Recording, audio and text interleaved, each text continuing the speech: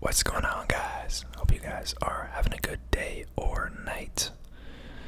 Now, today I'm going to be talking about the car that I recently purchased.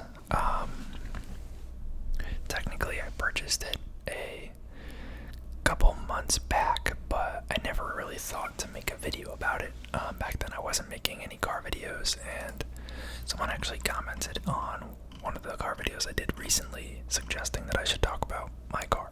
So, I think that's a brilliant idea. I'm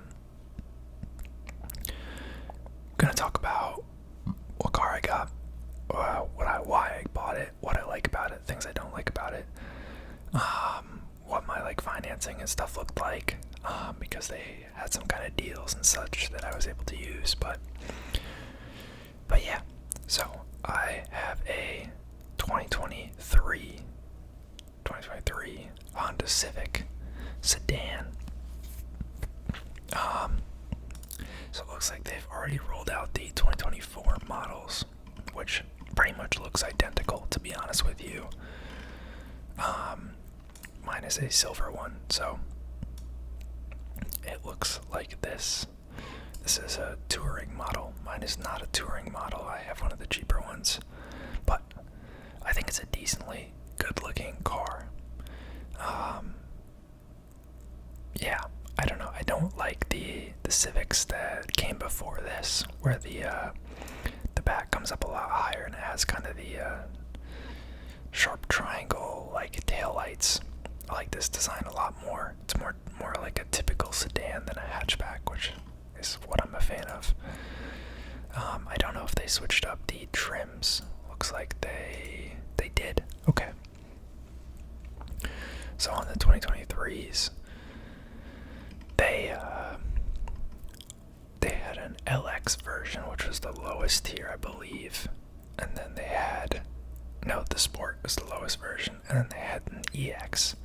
So I got the EX because it had things like heated seats, sunroof, some other minor details. It had a more powerful engine. The one in the base Honda Civic at the time was pretty weak. It was only 150 horsepower or something. So I did decide to go for the other, the higher one. It's definitely a little bit of a splurge. You don't need heated seats and sunroof and all that stuff, but I feel like it helps the resale value of the car as well as just your overall enjoyment of the car throughout ownership. So, got a Honda Civic EX 2023. I did finance it, not balling like that. I was driving kind of a 10-year-old car that I then traded in. Got a couple grand as a trade-in. Was lucky to get that, to be honest.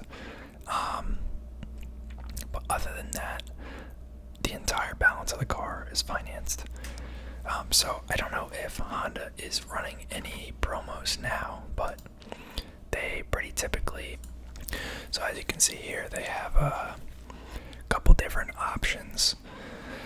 I was able to get recent graduate one because I had just finished college recently, so I was able to get that, which was $500 off, and I was able to get this 4.9% APR for 5 years. Kind of regret that to some degree because I feel like locking in the 3.9% interest would have been pretty nice given kind of where rates are at now, but hindsight is 2020, and it is a lower monthly payment, which has been nice as someone who just recently graduated school. I'm in an entry-level job, doing okay for myself, but definitely not balling. But was able to get it basically at MSRP plus there's a little bit of a dealer delivery fee that's added on pretty much no matter where you purchase it, and that's non-negotiable.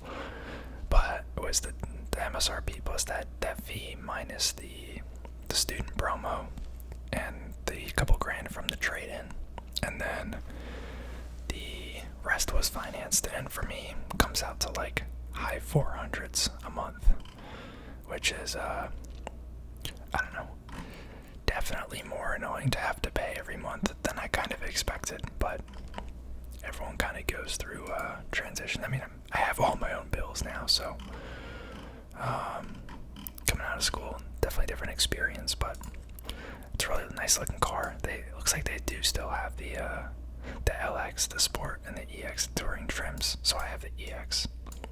I think LX is the one above the EX, so it goes Sport, EX, LX, Touring. Didn't think it was worth it for the higher trims, honestly. And I think that at least for the Accord, they were coming out with the hybrid version, but I don't know if I'm sold on the hybrid life yet. At least plug-in hybrids. I did like the Honda Insight that they had before, but they actually discontinued that. And I don't know how I feel about buying used cars that have batteries, because I've kind of heard that the batteries only last so long and they're expensive to replace. So if I would have gone used, I would have just gotten a normal gas car. But maybe down the road I'll get one or some sort of hybrid. A couple states now are passing legislation that their new car sales will have to be electric. I think New Jersey might have recently proposed that. I think California's already had it. There might have been one other state that I can't remember off the top of my head. But yeah. Also, just Hondas in general, I feel like have a phenomenal reputation from resale value and maintenance. It did come with like a couple years of free maintenance. I think it's 2 years or 24,000 miles, whichever comes first.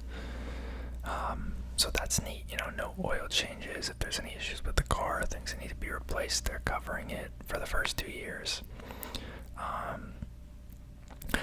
did, look at other brands, but honestly I didn't think that the value proposition was there. I feel like the only other kind of competitors that I would have considered would have been like a Toyota Camry or Toyota Corolla, but I don't know.